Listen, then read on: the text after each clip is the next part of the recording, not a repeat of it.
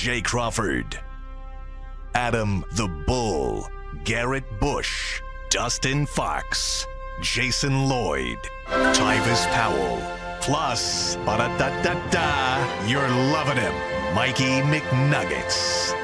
And so many big names, it would take me hours to say all of their names. The ultimate Cleveland sports show starts now. Booyah! Hey! Happy Friday! Browns fans, Guardians fans, Cavs fans, welcome to the Ultimate Cleveland Sports Show. It's Friday, so you know the drill by now. 90 minutes here on YouTube, then we switch over to Channel 3, where we'll have a 30-minute program, including 5 plays from Sean King, breaking down Deshaun Watson's performance from a week ago. We've got a lot of Guardians, we've got a lot of Browns, but guys, I think we'd be crazy if we didn't start with Terry Francona, who left the Guardians last year. While the public narrative was he's going to retire, I never believed it for a second. He made clear he wasn't necessarily, he didn't rule out a return. He didn't, but from the Guardian standpoint, it was like, thank you for a great career, you deserve your retirement. And I was skeptical at the time. I felt that he may surface as a general manager if he was done with the daily grind of the dugout work. But I never really sailed from the idea that this guy was going to manage again. And I want your guys' thoughts on what this means for the Reds and your thoughts in general. I read a lot of and heard from a lot of folks yesterday that said Tito's a traitor. What do you guys say to that? That made me a little angry. We kind of mentioned it the other day. Like, people in Cleveland, and you know, there's a critique on the fan base. The fan base is like this. They always do loyalty tests. Mm-hmm. Like, we are the loyalty test kings of the world. If you don't say you want to be here, if you don't wear the same thing we wear, if you don't act like we act, we are going to find something and we will get you. Like, they looked at Tito like, okay, we'll let you out of your deal. You know, look, hey, go ahead, ride off into the sunset, maybe be a consultant. But they look at it as wrongfully. They look at it as not only didn't retire, you stayed in the state and went to Cincinnati. Like, does that matter to you? No, I don't care nothing about that, because it's not like they're in our division. The Guardians got a manager. They in the playoffs. Yeah. They doing what they need to do. And sometimes it run its course. Like, I don't think that the Guardians would be doing what they're doing today if Tito was the coach, no matter how. Oh, really? No, because I think there's certain things that Stephen Vogt did that Tito wouldn't do. That's a fact. Miles Straw, he's going to play veterans. It's going to be hard for rookies to crack this lineup. He's going to manage specific ways because he likes veterans. Vogt gave guys a chance. He gave people a chance, and I think that new energy got the Guardians to where they are today. I was actually listening to Jim Bowden on the drive-in this morning on Sirius Baseball, and he said he was referring to Thad Levine being out in Minnesota, and he said, you know, Theo Epstein used to say, sometimes you're just at a place too long. Right. And you just need to move on. And that's what happened here. Like, if you're upset at Tito, that's insane to me. I don't understand it either. Number one, he doesn't know Cleveland anything. Number two, he went to the National League. Number three, I was shocked at the timing. I'm not surprised that he returned to manage. I was really surprised it was only after a year. That did surprise me. Oh, did it? Yeah, but I mean, he's a lifer. Like, this is all he knows. Yeah. And when he was having all the health problems, I know he had family members telling him, like, retire, like, come be with your grandkids, like, enough. And this is his life. This is what he loves. And I'm guessing over the course of the last year, he really missed walking around the clubhouse in his underwear, reading the paper, because that's what he does. Like, he walks around the clubhouse in his underwear and his sandals, and he reads whatever he's reading, whatever. I don't even know if they print newspapers anymore. And he gets to the ballpark early and stays late, and that's his life. So I have no animosity or ill will toward Tito for wanting to return to baseball and manage. You think it's a good move? I think it's a great move for the Reds. I don't know how anybody can. It's a home run. Like, the Reds are a really good young team. Look at their roster. They're pitching. They got tremendous young pitching. They have one of the great young superstars in the game in Ellie De La Cruz. I think it ran its course here, and that's all there is to it. Why are you upset? You have a team that has the second best record in the American League, is going to the playoffs. Right. Manager's going to be up for Manager of the Year. Very well may win it. I could get it if Stephen Vogt flopped as a manager and the Guardians underachieved this year, but how could you be upset at how it worked out? You've got a great young manager. You guys think him coming back so quickly had something to do with him having a chance to sit at home and watch this team and their success, and it made him be like, I'm going to get back to it. My theory is he never wanted to leave. Tito is a baseball lifer. Yeah. And when you make that decision to walk away, you're leaving the only thing you've ever known in your entire life. Remember, he grew up in a big league clubhouse, being the son of a major leaguer. He went to Arizona State, won the Golden Spike Award. He had an unbelievable career. Likely would have had an unbelievable major league career if it wasn't for all the injuries. He was forced into managing at a far too early age, and he really settled into it, and he liked it. My theory on this is exactly what it was last year when it was going down. If you remember when the Guardians decided that they were going to be sellers at the trade deadline, what happened the very next day? They got no hit in Houston. And it was such an alarming time that, by my understanding, the front office got on an airplane and flew to Houston to basically say, guys, look, this is why we did what we did. Now, we have the benefit of the results for this conversation. It was the right move. You can argue it was the right move. As a fan who loves October baseball and wants a chance, look what the Tigers did when they were sellers at the deadline this year. Detroit essentially made the same decision that Cleveland made last year. But their clubhouse, instead of turning tail and rolling over and getting no hit the next day, their clubhouse said, let's show them. We're going to show them that we are winners and we can compete. What were they, double-digit games out at the deadline? Yeah. Detroit was done and buried. The Guardians were 2 games out when they traded Aaron Savali. Yep. Now, we can look at it now and say it was the right decision. I think time will tell. My perspective on it at the time was, you can't give up on a guy like Jose Ramirez. You can't give up on a guy like Tito. Tito clearly did not want to give up. So is that part of the reason you think he left? I'm supposing here. I haven't talked to Tito. I haven't heard this from Tito. I've heard rumblings that there's something there, but I haven't heard specifically from him, so I don't know.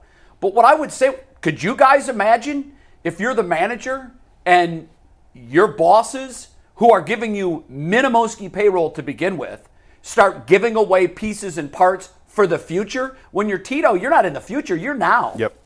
And so I can completely understand if Terry Francona in that moment said, they're quitting on me, I'm quitting on them. And he walked. And Tito, being class as he is, he's not going to come out and say that. He'll never say that. But I was hearing rumblings from people that cover the game, that know the game very, very well, and know Terry, that he wasn't good with this. And if that's the case, and he walked away for that, I have no ill will towards Terry Francona. Zero, zip, nada. Here's what I will say. The Ohio Cup just got interesting. Yeah. I never cared anything at all about the Ohio Cup. Why would I care about that? The Battle of Ohio. Okay, great. What I care about is rivalries, individual rivalries. Now the Ohio Cup is sold out all 4. Yeah, I don't know, how many games do they play? They play 4 every year? 2, I think 2 so. there, 2 I here. think so. I can't imagine that there's going to be very many empty seats for either of those games, because Cincinnati's going to be good. And the other thing that was almost a possibility 30 years ago this moment. 30 years ago right now, Bud Selig had announced about a week prior that there would be no 1994 World Series. World War I couldn't cancel the World Series. World War II couldn't cancel the World Series. At the time, the Reds and the Indians were playoff teams. And there was a lot of talk. I worked in Columbus at the time. Kirk Herbstreit was a Reds fan. I was an Indians fan. We started talking in July. Oh, my God. We could get an I-71 World Series. Yeah. When they canceled the season, Herbie and I decided, well, you know what we're going to do? We're going to play out a World Series on video games, the Reds and the Guardians. And we played a 7-game series to see who would have won. MLB 94. And we had a blast doing it. And what we found was that the fans, the viewers, were so interested in any kind of baseball because it was September, October. They had nothing to root for or talk about, and their teams were relevant. The fans got on board and were like, who's going to win this series? They were actually interested in it. A video game played out by two knuckleheads. And to me, the thought, just imagine, no one ever thought that Tito and Theo would meet in a World Series to break the longest curses when together they broke the longest curse previously. You can't script that. Can anybody script a Reds Guardians World Series? It's entirely possible. In 25 or in 26? With the rosters and the trajectory of both of these franchises, it's absolutely possible. Which roster would you take? If you were sitting here and you said, okay, I got the front office, you look at what kind of control you have. That's a good question. And look at the young roster. Which one of these rosters on, would you just say, okay, you got a job to take? I don't think it's a slam dunk, is it, Jay? No, it's not. I like De La Cruz. He's the best player. Is he the best player on both teams? Yeah, I think so. Yeah. I mean, Jose, but young talent. Right. He is a young Jose to me. Yeah. He does everything that Jose does. He runs, he hits for power, he hustles, he plays hard. He's their best player and he's their hardest player. And I don't know the Reds organization, but are they going to give, what kind of power is Tito going to have? Is he going to have Boston power or Cleveland power? Jay, I don't know the ownership in Cincinnati well enough, but I will say this. I think the move to go out and get Tito, I heard from Reds fans beginning last night, energized, like you can't imagine. Yeah. Oh, and sure. it's not that David Bell was just kind of, he was there. They underachieved this year. They felt like they should make the playoffs this year. They had their record in one-run games was ridiculous. They just, and I know if, but had they won half of the one-run games that they lost, they're in the playoffs. So they're not far away. I can't wait to see what Tito does with this group. I will watch the Reds with great interest next year because this guy demands it. To answer your question, I would take the Guardians roster. Slightly, right? Yeah, I would take the Guardians. It's not it. I would take the Guardians. Yeah, and I would too, but it's not a slam dunk. The Reds have a very favorable young roster right now. Well, that means Tito did the right thing then. Oh, listen. And the Reds, kudos to him. I mean, the Reds gave Joey Votto a monster contract a few years ago. Yep. So now they're not going to be Dodgers and Yankees in terms of spending, but I think that they will spend more. They will spend more than they do here. Well, I think when they see how the fan base is energized by getting Tito, they know what he is and what he means. Yeah. I think the owner is going to be motivated to say, wow, let's ride this wave. When free agency begins, let's pick and choose. Who do we want? Let's bring in a couple more veterans maybe to help a young team get guided. It reminds me a lot of the 94 Indians when they had this huge young core of talent, and then they went out and they brought in Dennis Martinez and Oral Hershiser and Eddie Murray and Tony Pena. Dave Winfield. And Dave Winfield. And the next thing you know, you had that perfect blend of youth and experience, and they were a fixture in the playoffs and played in 2 out of 3 World Series from 95 to 97. My only thought when I saw this was, Tito, just don't touch Carl Willis. He's in Cleveland. Listen, it crossed my mind down too. to Cincinnati. They're very close. We're going to find out, and it's not just Carl Willis. I think there's a fear that Sandy out of here too. I don't know. I think Sandy is more. I've got a piece running on Sandy Alomar before Game 3 in the ALDS about his career. 27 of his 36. He's 58. 36 years he's lived his life in a major league uniform. It's crazy. 27 of those years he's been in an Indians or Guardians uniform. 11 as a player, 16 as a coach. He's been sort of tapped as, he's got a distinction. He's the only man that was in uniform for Cleveland for their last 3 World Series. Mm-hmm. Yeah. Just him. Yeah. What a fixture. And and he loves it here. I don't think he would leave, but Carl Willis, the thought of Carl Willis leaving would be as big or bigger than the thought of the Browns losing their offensive line coach last year. And I think it would be bigger. A lot of Tito's staff left with him, but Carl's the one. Like DeMarlo Hale left. If DeMarlo wants to join him in Cincinnati, so be it. He's no longer I here. pay Carl whatever he wants to stay. Carl will be a really interesting case because I think he's really enjoyed this season. I talked to him a few weeks ago, and I think he's enjoyed it even more than maybe he thought he would. Now he gets to pick. Like, is it person or is it place? Yeah. I don't know what his contract situation is. I don't know if I don't think they have to let him out. If he's under contract, if it's a lateral move. Yeah, and I don't know enough about those coaching situations, Yeah. their contracts. Do they get multiple years? Are they year to year? I think a guy like Carl, if He wanted might multiple be years, he might be year to year. And the Guardians do it right all the time by their guys, Right. and they may just, even if he is under, I don't know his contract situation, they may just let him out if he really wanted to do it. It'd be a big mistake. Something Mike? to monitor. Guys, we're going to keep with the Guardians talk to start today's show after a quick word from FanDuel. And FanDuel is helping NFL fans start big with big returns on America's #1 sportsbook. When you get in a hunch in the middle of the game, you can check out the latest stats, view live play-by-play, and so much more on the same page where you place your bets. You'll get started with $200 in bonus bets guaranteed when you place your first $5 bet. That's at FanDuel.com/UCSS. Never waste a hunch. And make every moment more with FanDuel, an official sponsor of the NFL. And we will preview the Browns-Commanders game coming up in a sec. But we wanted to start with the Guardians, who do play their first 2 games of the ALDS this weekend. We'll start with this. The Guardians preseason. No, they play Saturday and Monday. Well, this weekend coming up, we won't preview those shows before. Right. But yeah, Saturday and Monday, the first 2 games. We know Scooble's pitching game 2 for the Tigers. We don't know who's pitching game 2 for the Guardians. We know Bibee's pitching game 1 for Cleveland. We don't know who's pitching game 1 for Detroit yet. The Guardians' win total entering the season was right around 500. It's actually just slightly below. They ended up with the 2 seed in the American League. Mm-hmm. Are they playing with house money in this playoff run, or because of the success they had in the regular season, have those expectations ramped up to the point where this team kind of has to make a run? There's a team in this series playing with house money, and it's not the Guardians. It's the Tigers. The Tigers watched their front office give up on them at the trade deadline. They were sellers. They were not supposed to make the playoffs.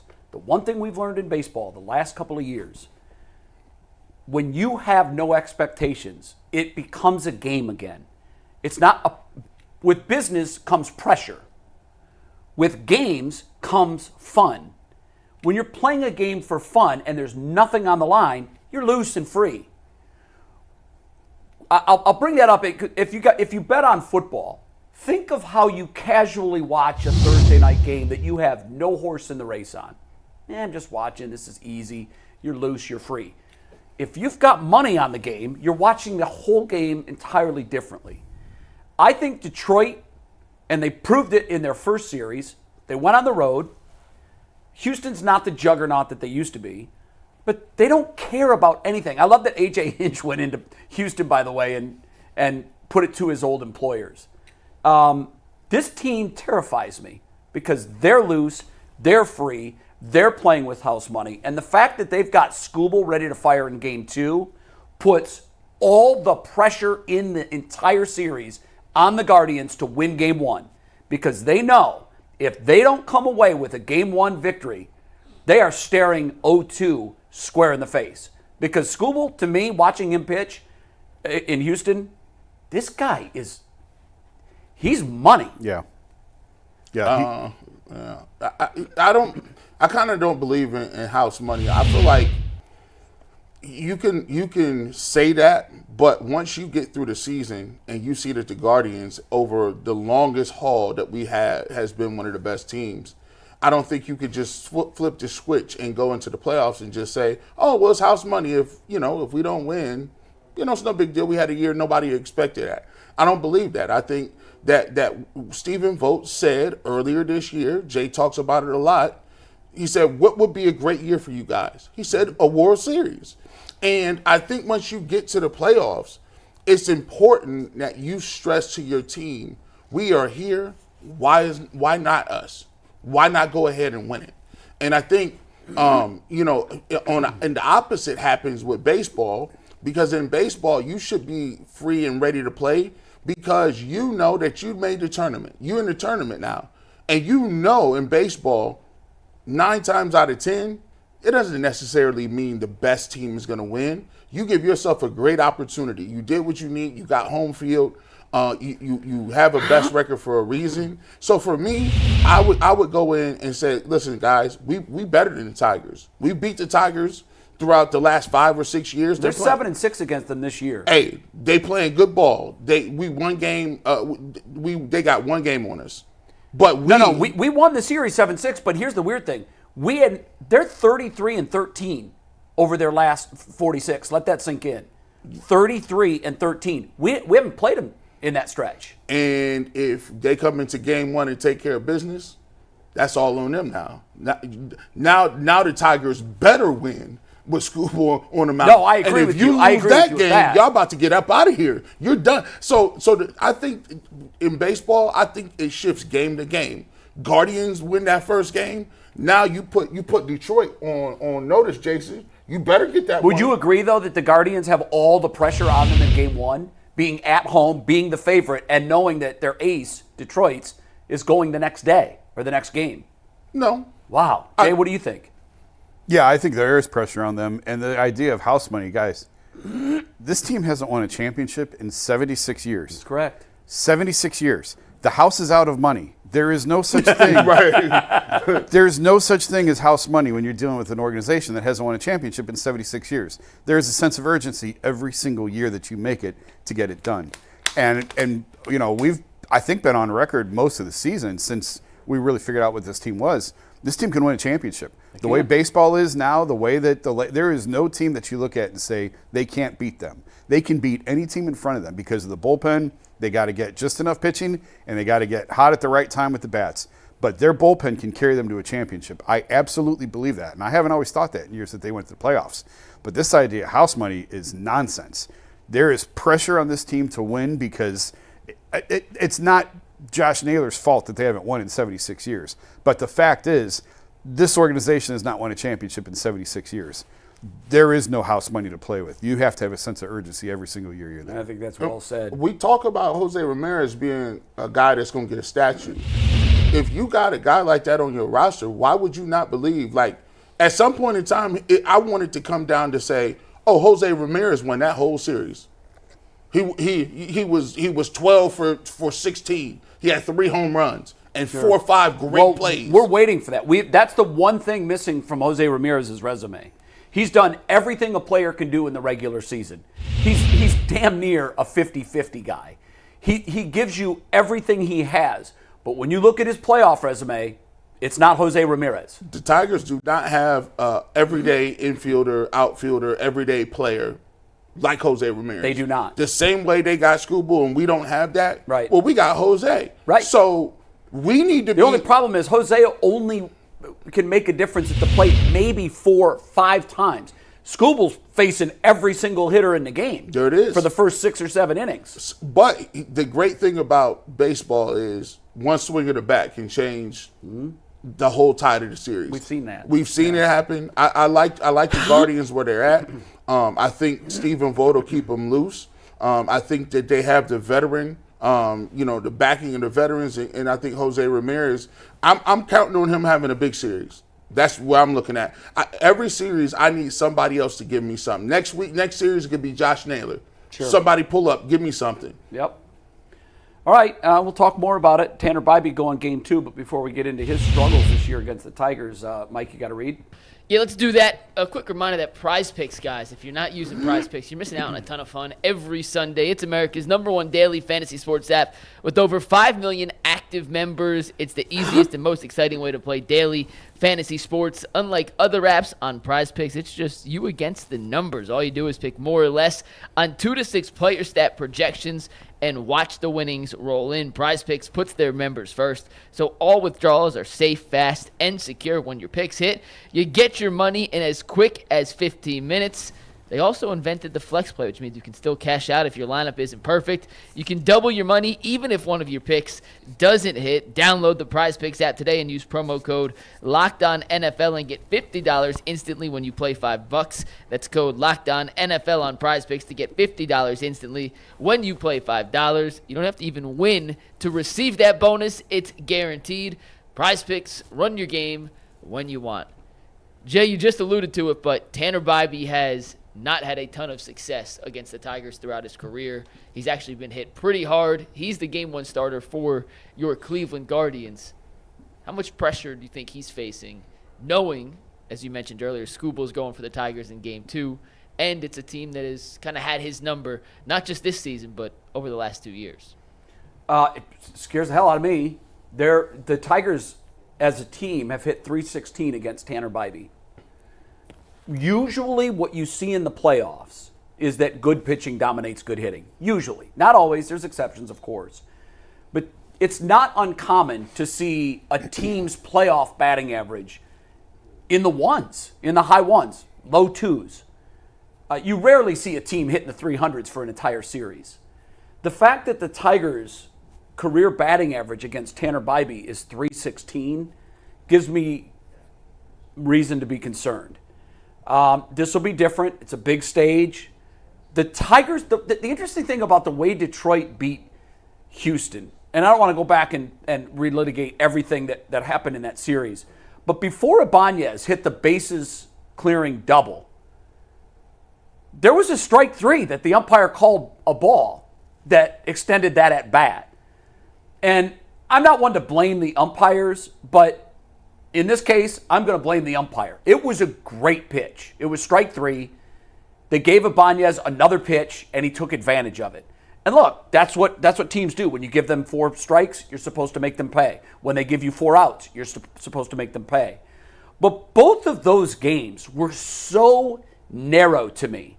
But what's telling is the Tigers found a way to win both. The line drive by Houston with the bases loaded, down a run in the 9th inning.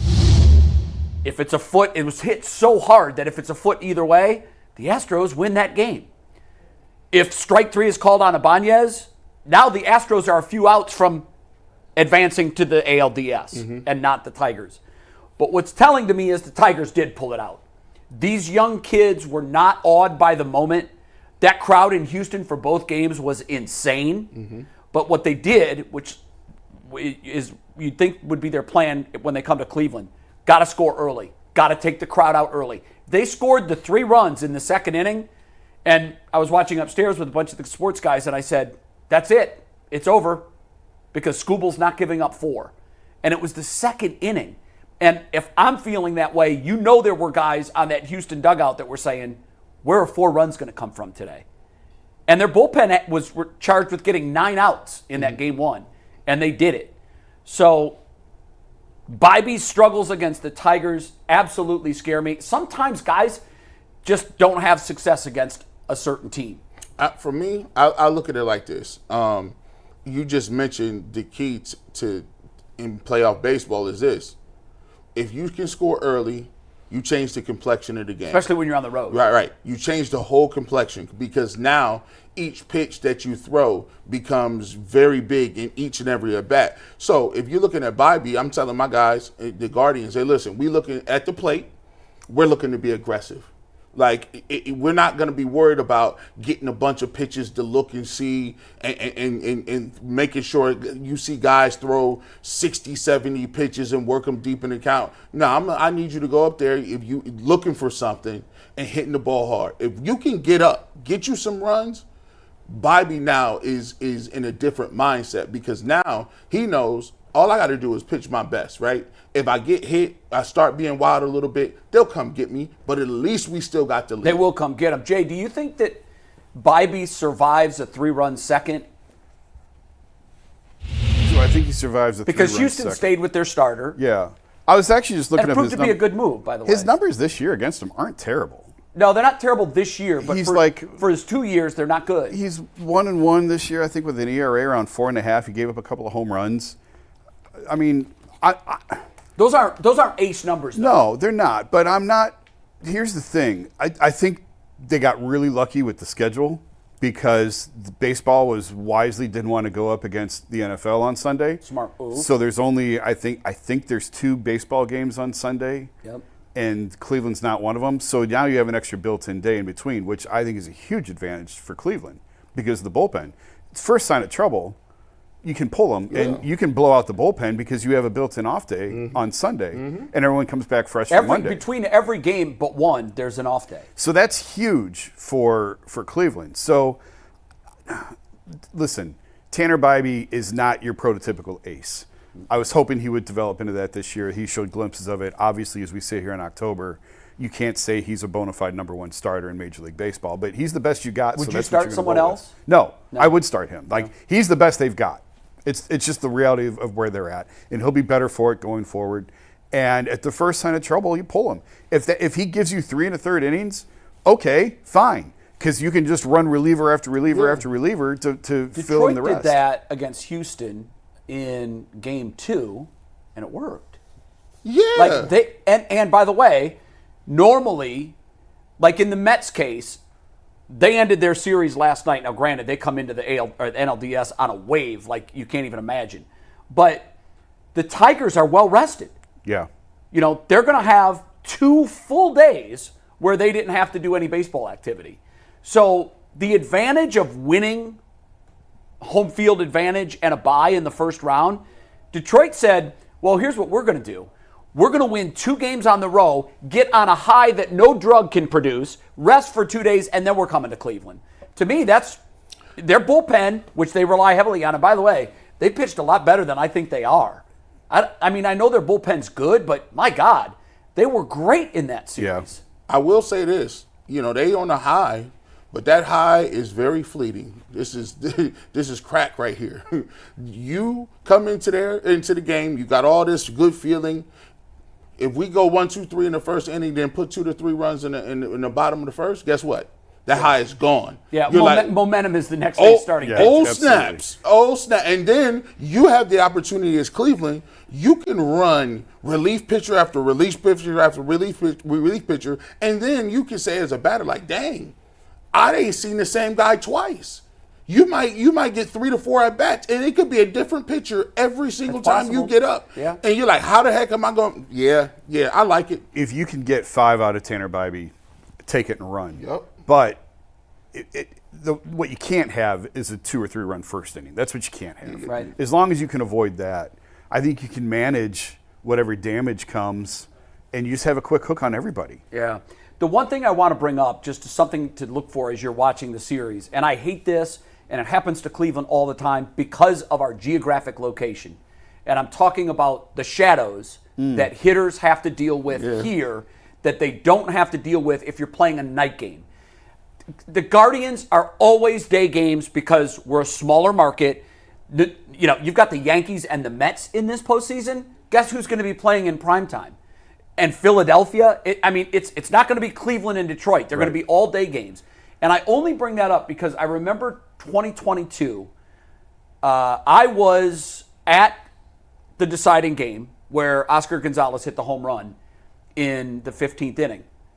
And when the shadows creep in, and what I'm talking about, if you're not familiar with it, as the angle of the sun gets lower in the fall, the stadium itself produces an awful shadow that pops up between pitcher's mound and home plate. And I always heard broadcasters make a big deal of that, but I would say watching at home, I'm like, I don't really think that would be that big of a deal. And then I was sitting in the dugout suite behind home plate for that game. From the vantage point of the hitter. And I told everybody in the 3rd or 4th inning, I said, this game's going to end one of 2 ways.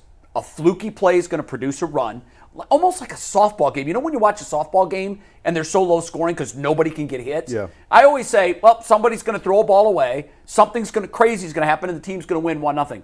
But what I said when the shadows crept in, I said, this game is going to go a very long time, and it's not going to end until they turn the lights on and the shadows are no longer a factor. I watched 14 and a half innings of scoreless baseball, and having that vantage point and watching the baseball from 60 feet away from where the hitter was standing and watching it go from white to dark, I'm like, oh, this is a ninja trick. Yeah. Like, I understand why guys can't pick that ball up. And all of these games are likely going to be played with that as a factor. I don't think Saturday game 1. It's a 1 o'clock start. It should not, unless it goes. If it 15 goes innings. late in the game, I'm trying to think when the shadow starts. Well, to creep Monday in. is what you're talking sure. about. Yeah, Monday's going to be a factor against almost from Tarek jump. Skubal. So Yes. if it's not bad enough that you got to go against Skubal, now you got to go against Skubal in the dark. Yeah, it really is difficult. It is. So I think what you're talking about absolutely will impact game 2 on Monday. I don't think it's going to be a factor in game 1 I on hope Saturday. not. I hope there's a lot of runs scored while the sun is shining brightly on the field. I think you've got till as long as the weather holds. I haven't seen a forecast. Is there rain? Saturday is absolutely a perfect day. Oh, good. Because I It's think there's high rain tonight, 70s, isn't there? High blue skies, no clouds, light wind. Then It's I don't. baseball weather. Then unless it goes an obscene amount of innings, I don't think it'll Now, be an issue. Monday is a totally different story. There's a cold front coming in Sunday, and the temperature is going to go from low 80s, high 70s on Saturday to low 60s, high 50s on Monday. Wow. So it's going to be a distinct difference from game to game. And the shadows for sure are going to be a factor early and throughout in game 2. Yeah. Hopefully in game 1, the game is decided before the think it shadows will start be. to creep Yeah, I in think it will between be. home and I can't remember about what time that happens. It feels like it's mid to later Fifth afternoon, inning. like the 3 to 4 o'clock. Before the pitch clock, it felt like 4th, 5th inning is when you would see them creep in for those 3 o'clock, 4 o'clock Yeah, starts. it might be sooner now. Or later. Later, Yeah. yeah. Okay. Mike, do you want to do a read? Yeah, let's pivot, talk a little Browns. If you want more Guardians talk, you know you can find the Ultimate Guardian Show on our YouTube page. Bull and Zach did a preview show of the ALDS this morning. Bull actually picked the Guardians to win the World Series, beating the Mets in 7 games, getting the final laugh over Frankie Lindor and the Mets. Check it out on our YouTube page. It is there whenever you want. They're also doing post-game shows every week, so make sure y'all check it out. Now it's time to do a little no fence riders for the upcoming Browns versus Commanders game. We are in football mode for the rest of this show and then over on the WKYC show. So let's play a little no fence riders, guys. The first question, Jaden Daniels has completed over 85% of his passes in each of the last 2 games. First quarterback in NFL history to ever do that. We lowered the number so it wouldn't be a historic rate, but the question was, will Jaden Daniels complete 77% of his passes against the Browns defense? We had a dead even split. Earl, Tyvis, Jason, and Bull said, yes, he will. Dustin, G. Bush, myself, and Jay all said, no, he won't. Jason, you're the one yes on the panel. Why'd you say yes? Because Washington, I didn't look at the numbers after this last game, but Washington leads the league in at and behind the line of scrimmage, last I looked. Everything is short and quick, sort of the way, all up until last night's game, the way of the league this year has been short and quick, lateral more than vertical, and I think that's going to continue. I do think we'll get Those are into high it as we percentage go. passes. Yeah, that's what I'm why. saying. Yeah, they're high percentage passes. They're more than likely to be completed. You can Jaden did easily take a couple get to deep shots, though, last week. Yeah, And was absolutely on the money. Yes, he the was. McLaurin pass is just But it's that's easy. a veteran throw. It's easy to start 6-6, 7-7 when this is what you're doing. When Right. it's all quick and lateral. So I actually have a really good feeling about this Browns game. Do you? Yes, Oh, my goodness. I do. And we can talk about that more as we go. But just when you think you've got this league figured out is when it fools you. And everyone, that's Washington stock is as high as it can go, and Cleveland stock feels like it's about rock bottom right now. And just when you think you've got it figured out, that's when it turns. I agree with that sentiment. I really do. That, when everybody thinks they know who's going to win, the NFL always throws you a curveball. Yeah. Last night, when it looked imminent that the Bucs were going to win, you get a crazy holding penalty to keep the viewers for the last minute 30, and you totally ignore the obvious face mask that would have negated the holding penalty.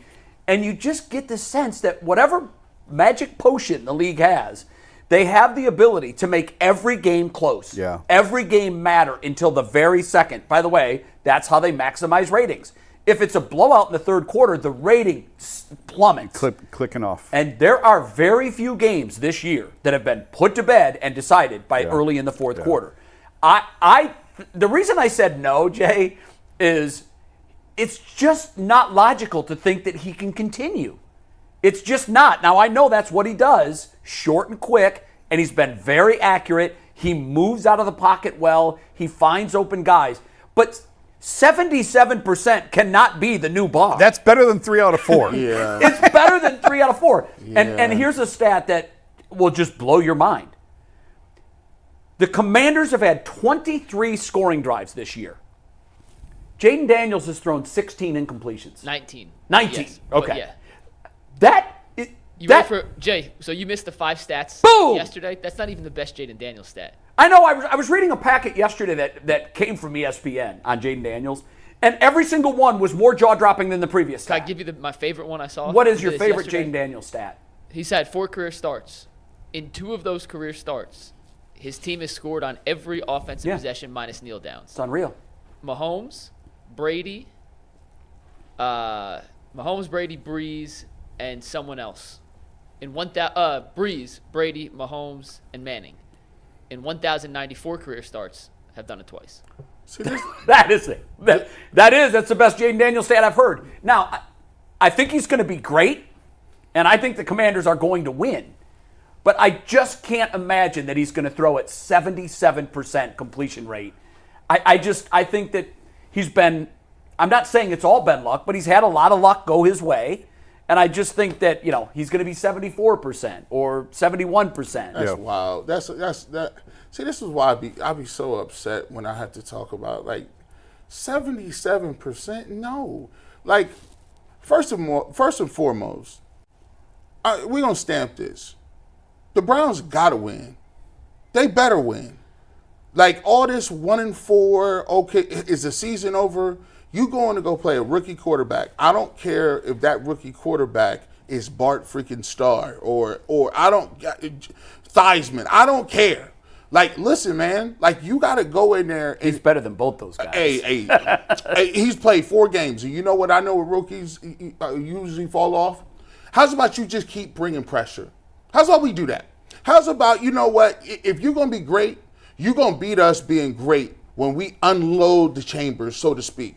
We're the same way they go after Deshaun Watson, they should be going the same way after him. And I'm telling my guys in the back end, hey, listen, I'm challenging you. This is a challenge to Martin Emerson. It's a challenge to Greg Newsome. It's a challenge to Denzel Ward. I'm tired of saying people is good and great, but yet and still we chalking it up for 77% by a rookie. Come on, bro. You insane. You guys been all pros in this league. Myles Garrett is one of the best defenders. I'm challenging Jim Schwartz and his defense this week. Under no circumstances can you let Jaden Daniels, I don't care if he's playing at home or on Mars, you cannot let him have 77 completion percentage. And if he does, you just chalk it up to like this. I like what Bernie says. You're going to be getting up off the ground a whole lot. And I might be willing to take 15 yards. Yeah. I really might. He's slider built. I might be able to take a couple 15 on you. You know the matchup I can't wait to see is McLaurin and Ward. Yeah. I'm sure they're not going to be on each other every play. I put him on him every play. I would. In the Jim Schwartz defense. Per Jay's, Jay says you get this half and you get this half. That's the way they've played historically. If I'm calling plays for Washington, I'm seeing where Ward is, and I'm motioning McLaurin, and I'm getting him to the other side. Well, that's called dumb, Jim Schwartz. Well, I agree with that, but that's what they've done. That's what they've done. Come on, Einstein. That's what listen. he preaches. I know he does. Bro. That's fine if you've got 2 blanket cover guys. You don't. I don't understand why it is a weakness to make adjustments. What the heck is that thought process? I think it's arrogance. Would you agree with that? He's saying, I'm not changing what I do for anyone. I believe my system can stop anyone, and it hasn't. And I've talked to, I've been working on a story on the flaw in the Browns defense, and I'm curious to see how it looks against Washington. The numbers are overwhelming when you move the pocket, and when you combine play action with rollouts, with boots, and get in the pocket on the move, is how you beat this defense. But all the guys I've talked to on this defense say, we do what we do, and we make guys adjust to us. Yeah, that doesn't work. And I don't think that works. What you're doing is not working very well. Well, Martin Emerson is getting picked on. Greg Newsome is getting picked on. Yes, I just think you have to adjust to what the other team is doing. And they did. What was it, the Giants game, where it felt like they did start moving Denzel around more. Too late, though. I know. It was too late because I'm watching saying, what are we doing? Yeah. Why are we banging our head against the same wall and expecting different results? We're going to get to the second question. We're going to fly through this question because we're going to do more on the next topic. But will Deshaun Watson go for 210 yards against this Commanders defense? He hasn't hit the 200-yard mark yet this season. Jay and Dustin, they don't think it's going to happen. The rest of us all say it will. We're going to move on because we're going to talk about Deshaun in more length in the next topic about that very specific thing. Question number 3, Steve. Let's get right to the next one. The Browns have scored an opening touchdown on 3 of their 4 opening drive touchdown in 3 of their 4 games this year. They scored a field goal in the 4th, so they've scored on every opening drive this season. Will they do it again against Washington? G, Tyvis, Jason, Bull, and Dustin all say, oh yeah, it's going to happen. Jay, myself, Earl said no. I always play the law of averages. That's why I said he's not going to throw for 77%. The more sample size you have, the more you regress to the mean. Yeah. The Browns scoring on 3 of their first 4 drives, it's nice. It's fun to look at. But if you look at the Browns' number of scoring drives or number of drives and the number of drives they've scored on, they've had touchdown drives on 3 other drives from all 4 games. Yeah. So I just think because of that, it's got to regress to the mean at some point, and I think this is when it happens. If they can't score in the first drive, when are they going to score? Well, listen, based on what we've seen in the past, they won't. Jay, But we did the stat yesterday. They have 46 total drives. They have 60 points. 24 points have come on the first drive. That means they've scored 36 points on their 42 other drives. well, of those 60 points, 6 came from the defense. No, they scored 66 Offense. total. I took Okay. out the okay. defense touchdown. So 60 points in 4 games. Well, like I said, I think I read this right. They scored 3 touchdowns on their 4 opening drives. They've scored 3 touchdowns on all their other drives in the 4 games. I think that is correct. That's just not acceptable. Right. I'm sorry, that is not acceptable. And what I don't understand is, and Jason, help me with this, sports at the professional level is all about making adjustments. That's why it's maddening that Schwartz won't make an adjustment. If you're going to let McLaurin get away from Denzel Ward, then you're neutralizing your best player. You put your best player on their best player and hope that you can put a lid on them. Hope that your guy's better than their guy. What I don't understand is when you look at that fact, they've scored 3 touchdowns in their 4 opening drives. They've scored 3 touchdowns on all of their other drives this season. That tells me that the defense is seeing what you're doing and they're making adjustments to it. And you're just doing the same old thing. I mean, let's just be honest with you, man. Go back to the second part of last year. And you go back, they got victimized by the Broncos. They gave up huge plays against the Seahawks. As you go, the Rams beat them on nothing but jet sweeps. The Texans. The Texans destroyed them. The defense has not looked that good in almost a calendar year. And we've been still living off the Cincinnati game, and we still living off the 49ers game. Guys, they had a reverse. You don't get beat on reverses in high school. When the last time you seen a high school team get a reverse ran to the house on them? They don't even try to run it. And they're doing it. They're just, our defensive ends run upfield and they do. And then you refuse.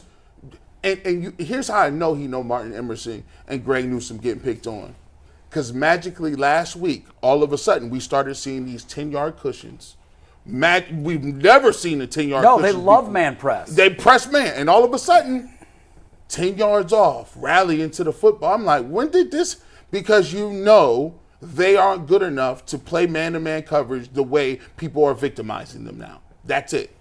When you talk about the offense, I do think the best way for this team to attack is I know they lost, but what we saw last week and what we saw against Jacksonville. Establish the run, short, quick passes, play action, deep shots when appropriate, strategic deep shots. Right. When you try and just we talked about it after the Giants game. When you just line up in shotgun and you're just running guys down the field, they have the slowest receivers in the league, and they aren't good at creating separation. Aren't they last in separation created too? I don't know. They were last. They were last after week 3. Yeah, I didn't look at it after week 4, but after week 3, their creation of separation was last. And it doesn't mean you can't win with these guys. You can. But you just you have to game plan to their strengths. And I thought they did that in weeks 1 and in weeks 2 and 4. I thought they did that. And yeah, they lost the game last week. They could have won that game. We could argue they should have won that game.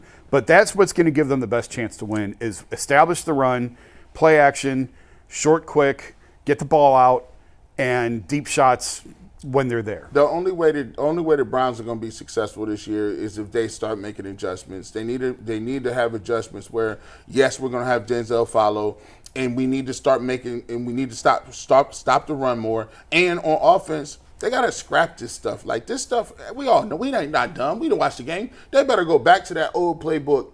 And people say, well, G. Bush, you said you didn't like that playbook. And Deshaun did. I said, listen, you think it and read and react on the run, fellas. And if you don't keep doing and pounding your head against the concrete just to say you were right and take an L, I would rather be wrong and win than be right and take L's. Yeah. The roster is set to play that way. That's it. It's not even a question of making Deshaun comfortable. Yes, of course you want to make your quarterback comfortable. Of course. But it's the rest of the roster. The rest of the roster is built to play the way that they've played in the past. Again, you don't have fast receivers. Again, your offensive line is banged up and you can't protect that all that well. So you're not going to just automatically Amari Cooper's not going to turn into Tyreek Hill. Like, that's not – you have to play within the confines of your roster and what you have. And this team is built for heavy sets, extra offensive linemen, play action, establish the run, short, quick passes, deep shots when they're available. And by the way, some would say the best player that you have has a 21-day window coming back. And that's the way you won with him. That's the way you – So why not just set yourself up a little bit and say, hey, Nick is coming back. Let's take a couple of weeks to work our way into that so we can hand the doggone ball off. On that note, 30 seconds because I know we got to go. Any indication whatsoever that you would predict, based on what you're hearing and seeing, that Nick will be back in 2 weeks, in 3 weeks? It's certainly not going to be Sunday. I would not rule out. That's been ruled out for sure? No, not a fit, but I don't think he's coming back this week. Okay. Next week, we'll see. Maybe. Okay. We'll see. All right. We'll see. I don't think next week's out How's of the question. Njoku? I think he's good, right? I think he's good to go. I think. I haven't heard definitively either way. He's going or he's I'm not. going to practice. I guess we'll find out for sure tomorrow. I'm going to practice after the show today. I'm heading out there. Okay, great. To see. But I would expect him to play, I think. He's tough, man. He is tough. Next question here. What number will be higher on Sunday? Washington's team total of rushing yards. They average 169, third in the NFL. Or the combined yardage of Dustin Hopkins made field goals. 5-3 split. So it was close. Myself, Jay, and Dustin all went with Hopkins. While Earl, G, Tyvis, Jason, and Bull don't believe in the Browns' rushing defense and said the Washington team total on rushing yards would be higher. G, you're out on this Browns rush defense? Yeah, listen, I don't like – I was watching Quentin Jefferson. Boy, oh boy, he's not very good at the run. They might need to start playing some of these young dudes. Alex Wright is now out, and he's going to be out for the year. And this is the problem because you have Zadarius Smith, who I haven't seen it from him. He's a ghost. I have not seen it. And that's against the run. That's against the pass. I know it says he has 2 And now sacks. Alex Wright. And now Alex Wright is gone. And then Myles Garrett is already banged up. And you was trying to get people to – Obo is – I haven't seen him since last year. If you got 2 rookie guards, that's why I say you got to switch it up a little bit. Maybe you need to be going to a little heavier fronts. Maybe you need to be doing some different things off the movement of the ball. The Browns have been traditionally get on the line of scrimmage and rush upfield. Maybe you need to start doing some stuff in the middle to try to confuse these guys. Yeah. Maybe you need to be putting, some run blitzes in the game. But right now, in the middle, and here's the thing that they miss. The Browns miss Mike Hall Jr. Mike Hall was going to be playing a considerable amount of football. It looked like it. And they'll get him back after this week. And, I haven't, Maurice Hurst hasn't played this year. Shelby Harris, we seen him there. And Tomlinson is a run stopper, has not made that big of a difference either. No. Is it too early to say Jim Schwartz has lost some of his fastball? Yeah, I wouldn't say that. Yeah. He's still he's a good defensive coordinator. Yeah. Right? And they've had I think the Alex Wright thing is really huge for this defense. I don't know if he's ever going to turn into a star, but he's a guy I think can play in this league for a long time. And they were counting on him. Yeah. He was contributing. Yeah. And now that contribution for the season for the question, is lost. I don't know that they're going to get absolutely gashed, but I'm kind of looking at this as 2 or 3 field goals around 30, 35, 40 yards. That's 105, 110 or so. Mm-hmm. And I think they're going to give up more than that on the ground. It doesn't mean they're going to get killed for 200. I threw in because this is what the Browns do. They kick field goals, and they kick long field goals. Yeah. And so I threw in 2 50-yarders and maybe a 35-yarder. And 135, if you give up 135 yards on the ground, you're likely losing. I don't like that Jay and I have similar thought processes on this question and very different feelings about the game. Because I know your headline, Jay. Yeah. And I know my headline, and we have very different opinions on how this outcome is going to go. I but our hope to thinking God I'm is wrong. very in line with this. All right, next question. Who's going to have more receiving yards on Sunday? Amari Cooper or Terry McLaurin? I went with Amari Cooper. So did Dustin and Tyvis. All three of you out on the set went with McLaurin. Why don't know, why would you pick Amari Cooper? Well, I mean, if that 82-yarder stands last year, you're looking at 2 back-to-back big weeks. Yeah. For him. I mean, that's the argument for picking him. I just picked McLaurin because I don't think the Browns are going to be smart enough to have Denzel shadow him. Yeah, I'm a little concerned about Martin Emerson. I'm concerned because what starts to happen a little bit is people start to find a little something on film. They see it, and they're like, "Oh, so this is what you're susceptible against. Let's go ahead and run that again." No, I think Terry McLaurin is going to have a good game. I think their offense is more, I guess, I wouldn't say predictable. Their offense has shown a better track record of success this year. You know what I mean? Like, you know, the quarterback is completing all his completions. Now, he's also spread the ball around a little bit, and they're a good running team. So, for me, I think this is going to have to be a game where you can't give Washington a two-way go. You either going to say you're going to beat us in the air or you're going to beat us in the ground. You can't give them 270 yards Which in the one, air. if you're Cleveland, which one are you working to take away the most? The run. Because if you put him in positions, and I know he's a rookie and playing well, but I want a rookie throwing the ball 60 times. You know, the law of averages say if you drop back 60 times, how many times can I get pressure? 10, 15? How many times am I going to get a tip ball? Maybe 1 or 2. How many times he might read a defense? But if he throws 60 times at his current completion percentage, that means they're going to successfully complete 54 passes. Right. That's going to be a long day. If they got 54 completions, Can you imagine? that's going to be a long 60? day. Good Lord. I know. I do think I think the quarterback's really good, but as you get more film on him, the numbers will come down. I know I just said yes to the 77%, but the more teams get tape on him, I do think, and as the season goes on, like they're usually around week 6 or so, you've got maybe 7 or 8 quarterbacks over 70%. You're like, wow, this is incredible. And then by the time the year's over, there's 2. Yeah, it always comes back. Why? So don't you have to say Jim Schwartz versus Jaden Daniels? Jim Schwartz has to win that matchup.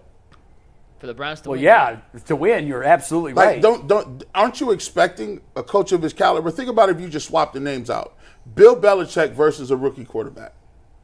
Well, I'm not putting Jim Schwartz I'm not putting him in that class Belichick's either. category. But you know, like Your know, point's right, G. That's a matchup versus a No, rookie it's- quarterback. you should win that. This was Based supposed to on be the number one reputation, defense in if this football. game comes down to the rookie quarterback against Jim Schwartz, you better win. I'm sorry, you better come up with a scheme Right. that can stop this kid because there's 4 weeks of tape on him now. We have tendencies. We know enough now about what he's going to do. If you can't stop him, then you need to put the radar gun on his fastball and see if he hasn't lost a little bit. Because it's all about, I'm looking at individual matchups now. And everybody on the roster, including the coaching staff, has to win their individual matchup. You're right. This kid is balling out. Jim Schwartz, you're the defensive player, assistant coach of the year. You are one of the best, seen in the league as one of the best defensive minds. You got to cook something up to get this dude off his spot. That's all there is to it. When we looked at the schedule when it came out, we said week 5, rookie quarterback. Like before he catches fire, before he figures things out, that's a pretty favorable matchup. And now you can see how fast the tables have turned. All right, last question, then we're going to move on to another Browns topic. The Browns are the only team in football that have not scored 20 points in a game this season. Will that continue on Sunday? Jay, you and Dustin are not optimistic. The rest of us are all, and maybe I'm speak for everyone here, they better damn well score 20 points. Well, listen, I never make my picks on they better or, man, we really need to. I make my picks based on what I think is going to happen based on what I've seen to this point. And to this point, I've seen a Washington defense that has been way better than I thought they were, and I've seen a Browns offense that is woefully underperformed. Will it change? It could. But on this one, I'm going to stay with the averages. You got to, again, we talked about Jim Schwartz. Hey, Kevin Stefanski, look, man, you got the plays, you got the offense, y'all scheming stuff up. I don't care if you got to break out the trick plays. I don't care if you got to break them out early.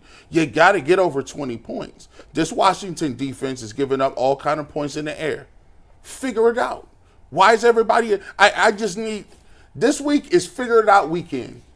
Like, everybody else is doing their things. The Raiders figured it out last week. Yeah. Without their best players, with 2 rookie guards, they running the football. They found a way to run reverses and get some stuff going, get a sack at the end of the game.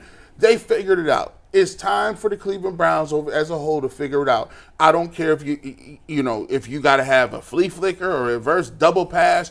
You better have your best stuff, because I'm telling you, this is a game you have to win, and we should not be fooling ourselves here. They go 1-4 with what they got coming up later on in the year. It's a wrap. Yeah. I'm not trying to be negative, but that they need to have that level of urgency going into this game, saying, look, we know what it looked like for playoffs in 1 and 3. We also know what the history books say. With 1 and 4, it's almost it rarely happens. Can't do that. It rarely happens. Can't do 1 it. and 4. Can't do it. 20 points is not a high bar, guys. Yeah, but they haven't reached it yet in 4 games. I know.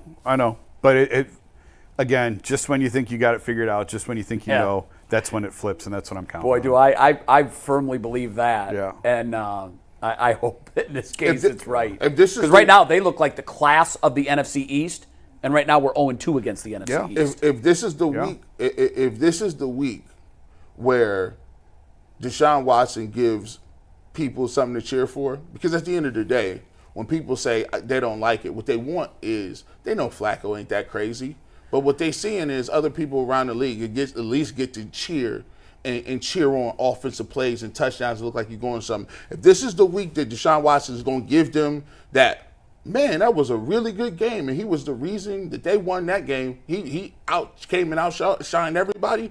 This is the week. Well, it sets up for him to be the hero. Yeah, because they need a win. Need it. To save a real semblance of a playoff run. And I can't believe I'm saying that in week 5. But if he rides in and delivers that win, and now the difference between 2 and 3 and 1 and 4, massive You difference. need it.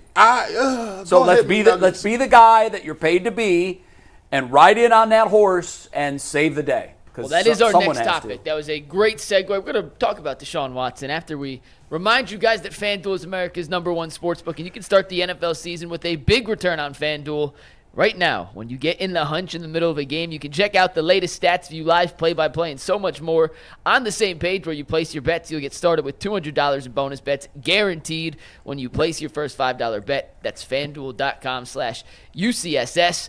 Never waste a hunch and make every moment more on FanDuel, an official sportsbook partner of the NFL. We're going to talk about Deshaun Watson and his matchup against this Washington secondary. We want to give you guys some numbers on how porous the Washington secondary has been through the first 4 weeks of the season. Through those first 4 games, Washington's defensive back secondary, that entire pass defensive unit, ranks 27th in opponent completion percentage. That means they're allowing a ton of completions at a high rate. 22nd in opponent passing yards. They are dead last, the worst third down defense in football. The Browns are the worst third down offense, so something's got to give there, and their opposing quarterback rating is the highest, so it's last 32 out of 32 in terms of the highest quarterback rating against. G, to your point, if there was ever a defense that Deshaun Watson and this offense can exploit, it very well may be this Washington Commanders unit. They ain't nothing special. They not like, it's just a bunch of guys back there, but a bunch of guys in the NFL still means you're pretty good on any given Sunday. But, it boils down to, sometimes you just gotta not lose. You gotta look at yourself and say, I'm not gonna lose this game. Like, think about what this means. It means more for a rookie-led Washington Commanders team with no expectations this year.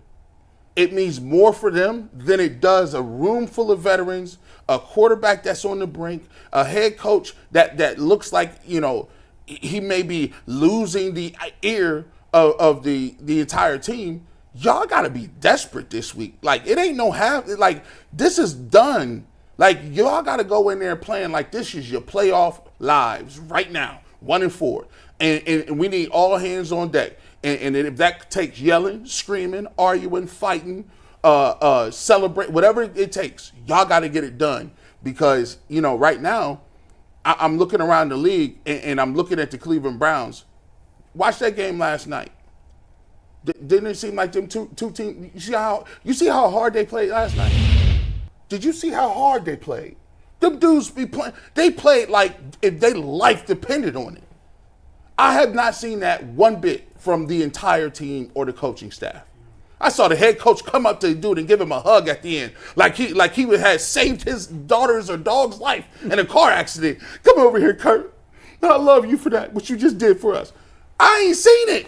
Y'all better have that. I'm telling you right now, Jason. This the season right here. Well, too many times we've seen some of these national games with some of the top teams, and it looks like they're playing a different sport than what the Browns are playing. Yeah, I agree with that. And that is the frustrating part. But to that point, and that's why I actually have a really good feeling about this game and how Deshaun's going to play. I know everyone thinks I hate Deshaun.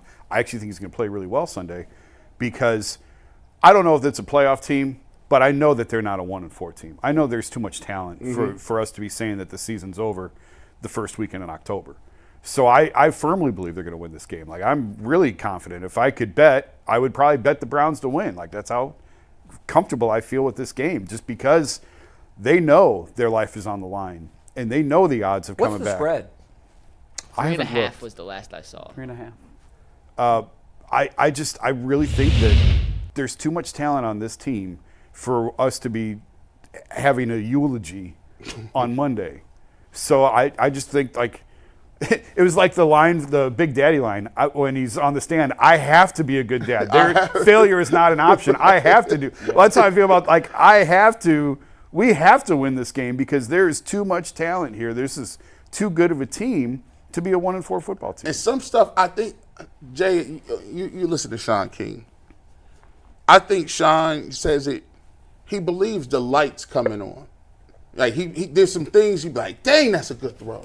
Or dang, that's the right read. But then or everything's really close. Really close. All you need to do is finish this, that, and there, just a little bit off. And so that gave me a little bit of hope because, as you said, they're one holding penalty away from us talking about a completely different game this week. Yeah. Sure. So, but the thing is that Coach Stefanski has to have his team ready and playing with that same belief system that they had last year. Last year, Jay, it didn't matter who they ran out at quarterback. The Browns believed that they still can win no matter if it was P.J. Walker, DTR, or Flacco. And they got it done. Believed, and they got it done. Yeah. That's still there. Sort of to Sean's point that he was making, I personally believe Houston Deshaun is dead and he's never coming back.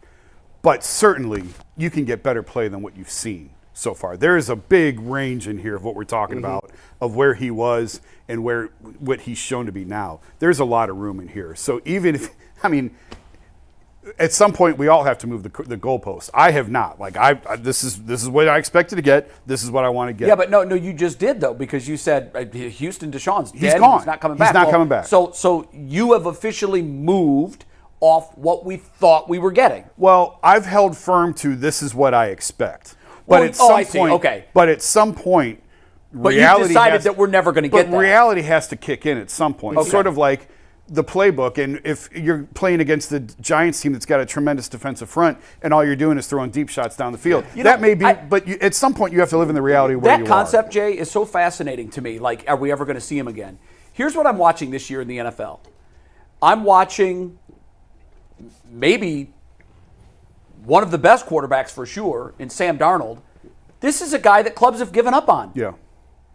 Baker Mayfield is with his fourth team. Yeah. There are other examples. Right now, David Carr at times with that Saints offense. Now, I don't know what's happened the last 2 weeks, but the first 2 weeks, it looks like they reinvented Drew Brees down there. I think the collective fandom and media had given up on Darnold. They'd given up on Baker. They've likely given up on David Carr. There's other examples. And it's just weird to me as this game is evolving and we've seen the offenses evolve. Maybe that's giving guys that had one skill set a chance to rejuvenate their careers, because Baker is a likes to roll out, likes the short passes. As the defenses are taking away the deep stuff, it's almost like the skill set needed to be a great quarterback now isn't the Mahomes of the past. It's the Darnolds and the Bakers. Well, I haven't seen enough of Darnold. I haven't seen hardly any of him this year, so I've just seen highlights, but he doesn't look like Sam Darnold used to look. I also think, I don't want to go too far down this rabbit hole, but I think some of this is on the quarterback. Baker had a lot of maturing to do. Right. A lot from when he was here. I don't know that we would ever seen this version of Baker in Cleveland. There's so much that goes into that. I don't want to get into it at 12:10 on a Friday. Darnold as well. How much maturity and humbling on his point to be everything that he's been through, to say I need to break myself down and build. You know what I mean? Sure. Yeah. When you look at Andy Dalton and Flacco and like these guys, these graybeards that have been around and the success that they have, just come in and just flinging it. These are veteran minds who understand we're just going to take what's there. Sure. Think about it like this. You know, they talk about how the human male mind does not mature well into 25. 25, right? I'm 48 and I hadn't happened Right. yet. Yeah, I'm still waiting, and I'm 59. And think about it like this. I still wonder what would happen if I set a rock on the railroad tracks.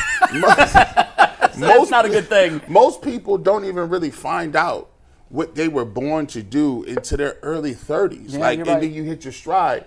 A lot of these teams are banking everything on these quarterbacks. And like you said, it takes a mature person to understand when somebody is telling you you're great at this, you're good at this, and you have a very small sample size in college, and you got to prove it and gets the highest to high.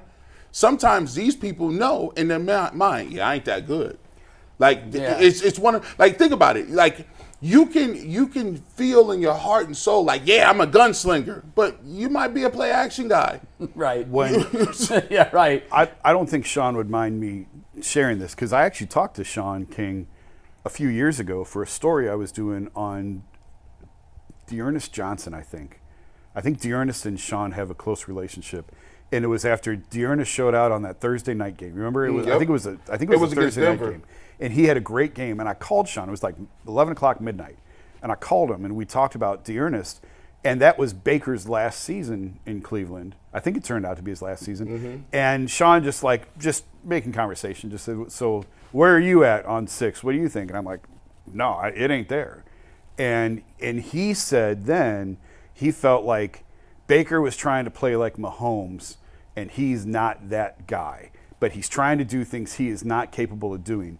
And that's smart, by the way, because I think that's accurate. And I think as you look at the evolution of Baker, I wonder if maybe Baker has been humbled and realized, I'm not that guy, this is who I am, and he's leaned into and taken advantage of the things that he's really good at. And you know what? I think even though their time together was brief, I think the best thing that ever happened to him was going to Los Angeles.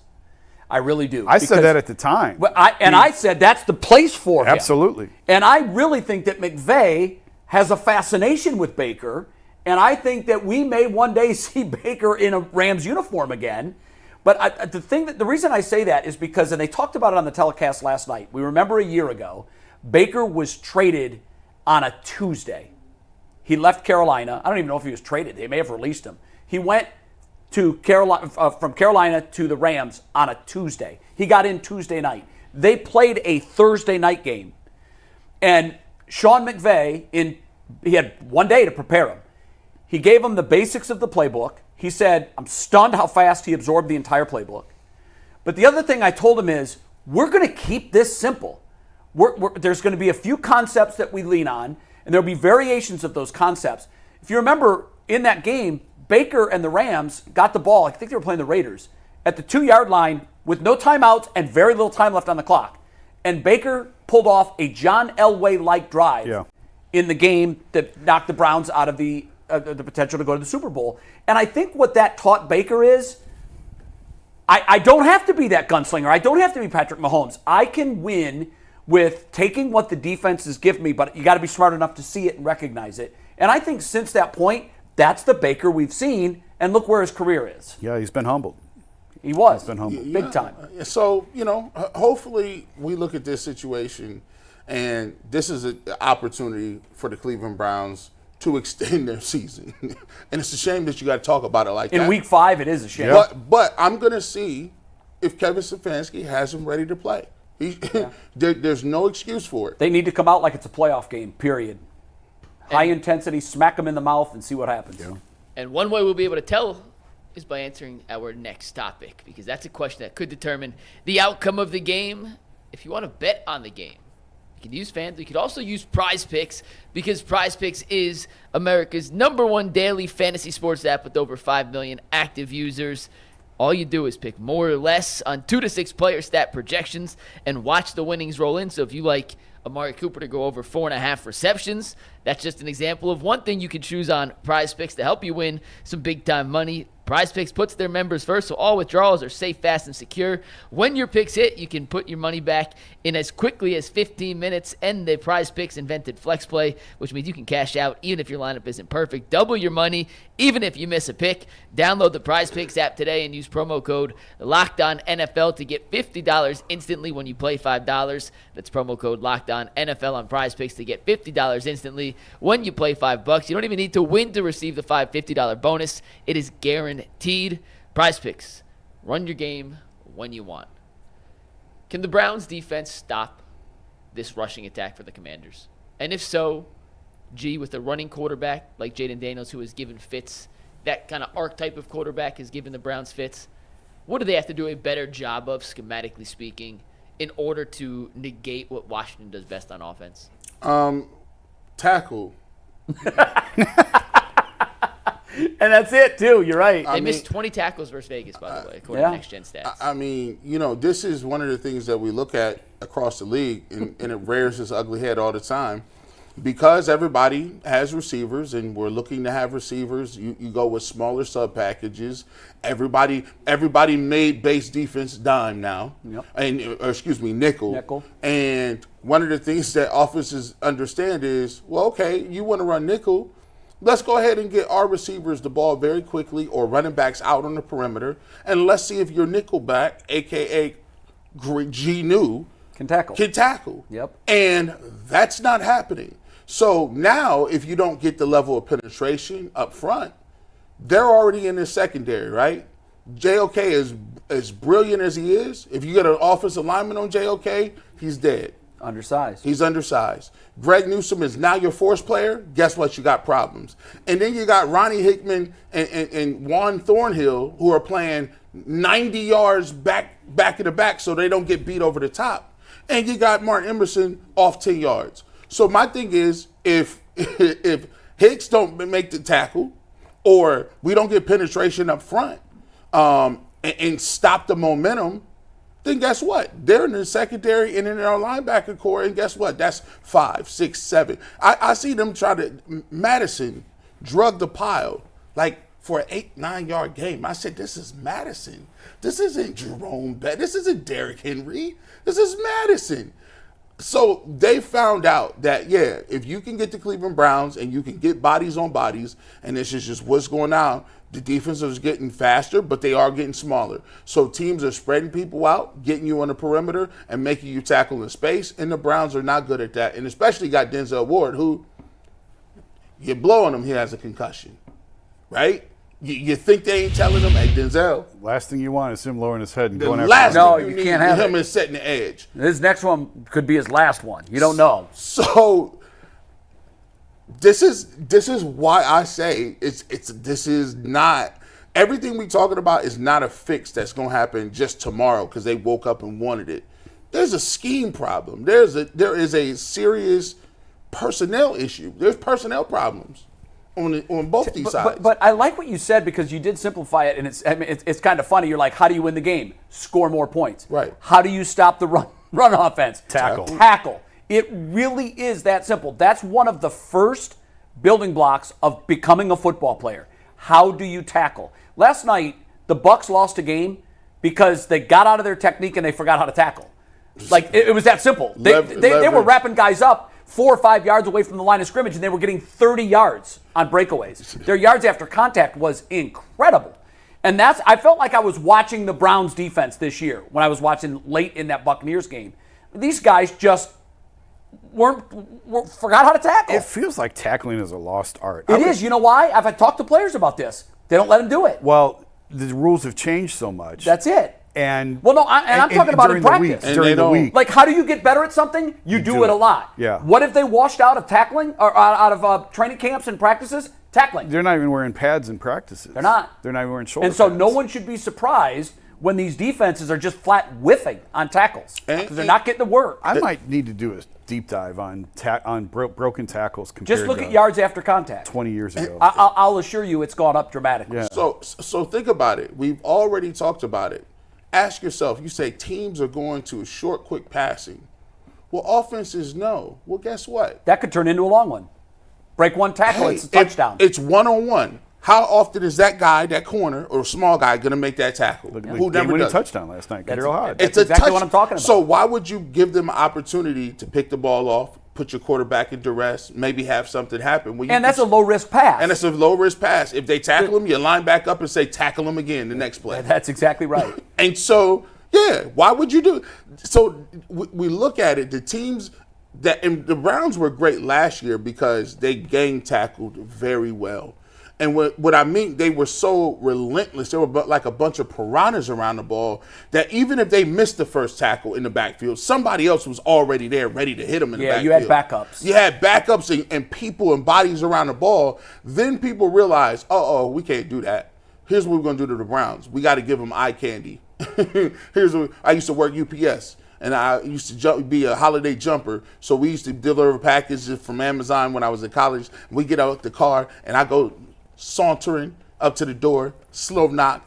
UPS, I got back to the truck. The driver said, hey, man, I don't know if you know anything, but the way we do it at UPS is I'm going to give you some doggy biscuits because there's going to be some free dogs, and I need you to run to the door, throw that package up there, and get back in. So we was using, I said, what we do with dogs? He said, that's what them doggy biscuits for. You get that doggy biscuit, you say, here, Rover, it's over there. Drop that package, you get there. Diversionary tactic. They dropping them packages on the dog. They dropping them bones like, here you go, Miles Scared. Right, look over there, there's a squirrel. They running right past them. Don't take the bait. Do not take it. Yeah, if you do that, I'd be fascinated to see what you find. Yeah. Because just anecdotally, as I'm watching football, I've thought this the last year, even more so this year. What happened to the great tacklers in the NFL? There used to be so many of them. Yeah. Cordell Hodge is that Cordell Hodge? That is of Kadarius Browns fame. Old Browns guy. Yep. Yeah. That's him. Cordell Hodge caught a small sit down route and went to the And house. took off. And guys missed. Guys just missed. It was just like, and he didn't really get touched And like the play that. before was a big gainer, and the same thing happened there. It was just a short completion. He slipped out of the first tackle, and so to your point, well, hell, if they're not going to tackle, we'll run the same play again. Yeah. Run what works. G, real quick, and then we'll get to we got 3 super chats to wrap up the show. I have a text, too, that somebody sent me that I can't unsee now. What? Okay. Well, that's a great tease for the last minute. Yeah, yeah. It's on G. Bush's outfit, and I kept thinking it reminds me of something, but I couldn't. And a buddy of mine One of the nailed super it. chats is on G. Bush's outfit too. But G, Yeah. real quick, Jaden Daniels has thrown 3 touchdowns this year. He's run for 4. Steve, you want to take this full? His legs might be as efficient as he's been as a passer. His legs actually may be a more dangerous weapon. We've seen that kind of quarterback, and I know you said it tackle. And obviously that is the most basic premise of it. They missed 20 tackles against Vegas, which led to 99 extra rushing yards according to Next Gen Stats last week. It was the most missed tackles in any game this season. Is that something in today's day and age of practice where, as you guys mentioned, they aren't wearing pads, they're not really hitting? Can you fix that in 1 week? Is that just effort? Like, a couple of years ago, when you do your piece, you have to look this up, Jay. Dartmouth, and leave it to Dartmouth, invented a robotic tackling dummy. And the tackling dummy, you could program it, and it was very erratic. It was all over the place. It was like trying to catch a greased chicken, you know? Mm-hmm. And they said, we can't practice tackling anymore in practice because of the safety protocols and everything. So this thing was kind of like a Weeble. You remember the old Weebles wobble? Yeah. But it had wheels on it on the bottom, and then it was a tackling dummy, and it just darted all over the field. And it was like a water bug. and it could change direction and not lose speed. And It's like Rocky chasing the chicken. that's exactly what it was like. And when I saw this story, and it's been a number of years now, but when I saw it, I'm like, that's exactly what I said. I'm like, that's when they told Rocky to improve your speed, you're going to chase chickens.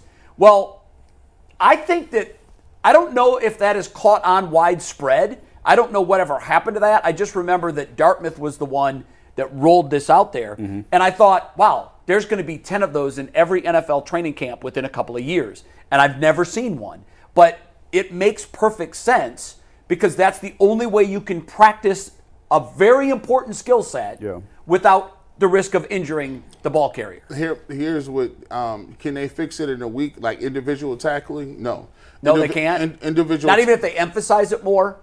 I think tackling is a skill set like defense. Okay. Some people are just better at it than others. I think what you can do defensively is if you have guys that are busting their tails to the football, some people chart it, and it's called loafing. I see too much of it. People running around. The ball carrier has the ball. Defensive linemen are trotting. You trotting downfield because the pass is completed. No, you're supposed to be sprinting, and that's where you get your fumbles from behind. That's where you get your strips. Defensive line stop draws. Defensive linemen are supposed to be the guys that are coming back, retracing their steps when they see draw or screen.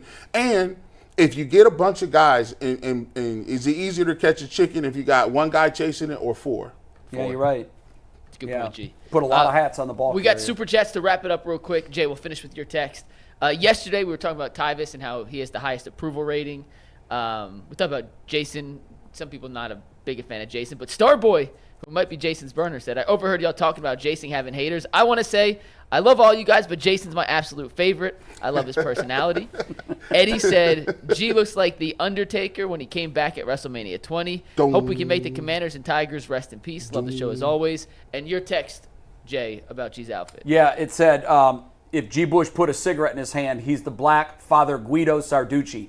I'm the only one that will know what that means. I don't know what that is. He was a hilarious character on Saturday Night Live. I remember that. Yep. Oh, that's fire. Yeah, I that's remember. fire. I remember. Show the people. Yeah. There you go. I don't know if you Right can there, get a Jay. shot of Right that. And I didn't think of it, but as soon as I got the text, I'm like, oh my God. Yeah. That's exactly right. Yeah, there it is. He's the black, but you need a smoke, bro. Listen. But if you had a smoke in your hand right now, We got to go to break. We'll see you on KYC in 3 minutes. Peace. Peace. go look.